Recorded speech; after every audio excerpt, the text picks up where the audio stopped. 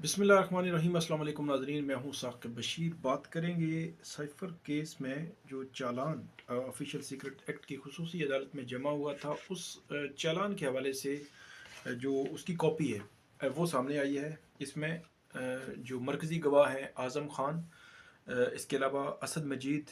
आज़म ख़ान साबिक principal secretary थे साबिक वज़ीर आज़म इमरान ख़ान के। असद मजीद जो थे वो ये जो साइफ़र का टेलीग्राम था उन्होंने वहाँ अमेरिका से भेजा। वो बड़े मरकज़ी उनका बयान है, गवाह हैं। इसके अलावा सुहेल महमूद जो उस वक़्त सेक्रेटरी ख़ारजा थे, उनका बयान बहुत अहम है। इसके अलावा जो पूरी एक चेन है जो वज़ारत ख़ारजा से वज़ीर आज़म हाउस तक जाती है, तमाम के बयानात हैं। 28 गवाह हैं, इन तमाम के बयानात जो है रिकॉर्ड पे मौजूद है।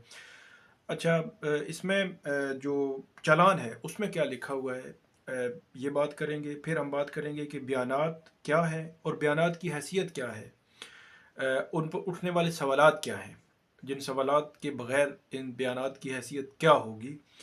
इस सारी तनाजुर में बात करते हैं। सबसे पहले तो चालान जो है वो ये जमा हुआ है। इसमें 28 गवाह हैं, मतलब 27 गवाह हैं और 28वें गवाह जो हैं वो हैं ये जो वजारत जो तफ्तीशी अफसर हैं FIA के, वो 28वें इसमें गवाह होंगे।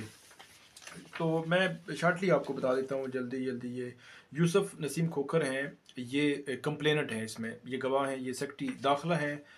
इसके अलावा आफ्ताब अकबर दुरानी हैं, secretary ministry of interior. Asad Majeed हैं, मोहम्मद आज़म ख़ान हैं, असीब बिन अज़ीज़ ये डायरेक्टर हैं ये फॉरेन अफेयर में।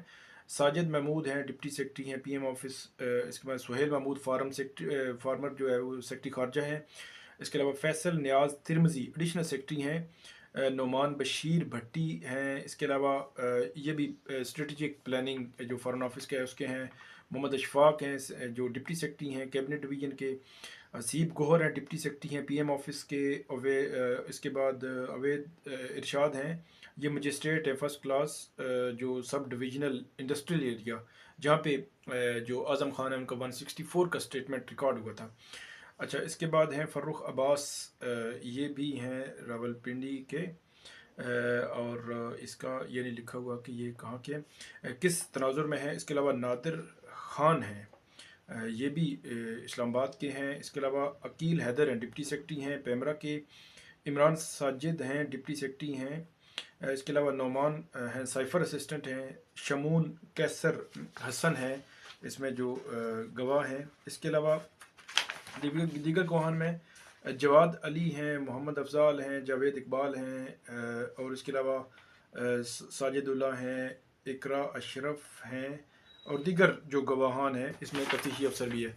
अच्छा, इसमें जो आज़म ख़ान की जो स्टेटमेंट है वो लंबी चौड़ी स्टेटमेंट है, उसमें सारी उन्होंने तफसीलात बताई। उसमें दो तीन इल्ज़ाम उन्होंने इमरान खान पर लगाए हैं। एक तो उन्होंने ये कहा है कि इमरान खान को मैंने साइफ़र दिया। उसके बाद उन्होंने मुझे कहा कि इसको हमने पॉलिटिकली इस्तेमाल करना है, इसको हमने नैरेटिव बनाना है, इसको हमने जो अदम एतमाद की तहरीक है उसके ख़िलाफ़ एक नैरेटिव के बयान करना है कि हमारे ख़िलाफ़ एक जो है बैरूनी साजिश तैयार की गई है। और उन्होंने कहा कि जो ब्लंडर है अमेरिकन का उसको हमने इस्तेमाल करना है। और उन्होंने ये भी कहा कि जो आज़म खान ने अपने बयान में कहा कि जो आर्मी की टॉप की लीडरशिप है उसके ख़िलाफ़ भी उन्होंने एक टारगेटेड प्लान किया और प्लान के तौर पर इसको इस्तेमाल किया। और उन्होंने कहा कि वो जो नहीं कर सकते थे उन्होंने किया इसको। मतलब दूसरे लफ्ज़ों में आज़म खान कह रहे हैं कि सियासी तौर पर साइफ़र को इस्तेमाल किया इमरान खान ने। और जो अनकॉन्स्टिट्यूशनल वो कहते हैं कि जो स्पीकर की रूलिंग थी साइफ़र से मुतल्लिक, वो भी इमरान खान की डायरेक्शन पे थी। इसके बाद असद मजीद साहब भी यही कहते हैं कि सारी कहानी कि उन्होंने कहा कि एक रूटीन की मीटिंग डोनाल्ड लू के साथ मेरी हुई, मैंने बुलाया, नाश्ते पे बुलाया, और ये एक स्पेशल कोई ओकेजन नहीं था बल्कि एक रूटीन का रेगुलर जो हमारी जो कंसल्टेशन और इस किस्म की चलती हैं मुलाकातें वो थी। और उन्होंने कहा कि जो कुछ वहाँ पे जो बायलैटरल जो रिलेशंस थे उसके मतलब बात हुई, तो मैंने वही साइफ़र जो है लिख के भेज दिया। उन्होंने कहा कि मैंने थ्रेट और कॉन्स्पिरेसी मतलब धमकी और साजिश का कोई जिक्र नहीं किया, और ये जो इस्लामाबाद में बैठी लीडरशिप थी उसने ही इसको जो धमकी जो है बना लिया। ये तो स्टेटमेंट आ गई इनकी। और उसके बाद वो कहते हैं कि दो दफ़ा जो है वो वाशिंगटन और अमेरिका यहाँ पे इस्लामाबाद में उसका एहतजाज करने का फ़ैसला किया। नेशनल सिक्योरिटी कमेटी की जो मीटिंग थी 31 मार्च की, उसमें ये फ़ैसला हुआ और उसके बाद वो एहतजाज किया गया। تو اس کے بعد سہیل محمود صاحب کہتے ہیں کہ سائفر جیسے گیا واپس نہیں آیا۔ اس کے علاوہ جتنے بھی باقی گواہان ہیں وہ اپنی اپنی جو گواہ ہے وہ یہی کہتے ہیں کہ سائفر پرائم منسٹر آفس میں گیا واپس نہیں آیا۔ اعظم خان نے یہ کہا کہ سائفر سے متعلق جب میں نے عمران خان سے پوچھا تو انہوں نے کہا کہ وہ تو مس پلیس ہو گیا ہے، اور اس کے بعد انہوں نے کہا کہ اس کو تلاش کریں۔ انہوں نے اپنے ملٹری سیکٹری کو کہا، اپنے افسران سے بھی کہا کہ جو آفس میں تھے ان کو کہا اس کو تلاش کریں۔ تو یہ اعظم خان کی سٹیٹمنٹ، سہیل محمود، اسد مجید ہیں اور باقی سارے جو لوگ ہیں کہ سائفر گیا واپس نہیں آیا۔ تو اب اس میں جو سوال ہے، ایک دو سوال ہیں وہ کر کے پھر میں مزید آپ کو چالان کے متعلق بتاتا ہوں۔ ایک سوال تو یہ ہے کہ اگر سائفر میں ایک روٹین کے معاملات تھے تو امریکہ میں اور واشنگٹن میں اور یہاں پہ اسلام آباد میں کیوں امریکیوں سے احتجاج کیا گیا؟ نمبر دو، سائفر ریٹین کیا عمران خان نے اور وہ وہیں پہ اعظم خان کہتے ہیں کہ وہ انہوں نے مجھے کہا کہ مس پلیس ہو گیا ہے، اور انہوں نے کہا کہ تلاش کریں، اور اپنے ملٹری سیکٹری کو بھی کہا اور باقی جو وہاں پہ اسٹاف تھا ان کو بھی کہا کہ تلاش کریں۔ تو جب انہوں نے کہا کہ تلاش کریں تو اس میں اب اس میں کتنا قصور ہے عمران خان کا اور باقیوں کا؟ کیا کوئی قصور نہیں ہے؟ یہ بھی بڑا امپورٹنٹ سوال ہے۔ بہرحال یہ وہ سوالات ہیں، وہ آئیں گے ڈیفینیٹلی ان کے جو بیانات ہیں۔ تیسرا اور امپورٹنٹ جو معاملہ ہے کہ 164 کا بیان جس پوزیشن میں ہوا اعظم خان کا، کیا وہ ایکسیپٹیبل ہوگی؟ یہ بڑا امپورٹنٹ ہے، اس پہ جرا ہوگی باقاعدہ طور پر۔ اور 161 کے بیانات کی حیثیت اتنی نہیں ہوتی، 161 کے بیانات کی حیثیت ٹرائل میں نہیں ہوتی۔ بیان وہ چلے گا جو وہاں پہ ہوگا، پھر اس پہ جرا ہوگی، سارے معاملات، سوالات ہوں گے، ساری چیزیں ہوں گی، اور اس کے بعد ڈیسائیڈ ہوگا فیٹ اس کا کہ اس کا فیٹ ہے کیا۔ تو یہ ہیں سارے بیانات اور اس پر اٹھنے والے سوالات۔ اس کے علاوہ جو چالان ہے اس میں ساری کہانی جو ہے وہ لکھی گئی ہے۔ اس میں دو تین چیزیں ہیں۔ ایک تو انہوں نے کہا جی ہم نے عمران خان سے بار بار پوچھا، انہوں نے کہا کہ مجھے نہیں پتا اس کا سائفر کا کہ وہ کہاں گیا ہے، اور انہوں نے کہا کہ جو فارن آفس ہے وہ کہتا ہے کہ جو پرائم منسٹر آفس میں گیا تھا سائفر وہ ابھی تک جو ہے وہ واپس نہیں آیا۔